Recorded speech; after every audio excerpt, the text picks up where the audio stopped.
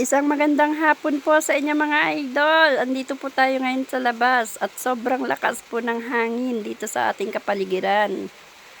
Yan po mga idol. Yan po, sobrang lakas. Grabe. Paambon-ambon po, pabugso-bugso po ang ambon. Ito po ang darating na bagyong Silayon. Sana naman po'y wag nang lumakas. Sana po'y lumihis sa ating bansa. Hangin mga idol, mahangin.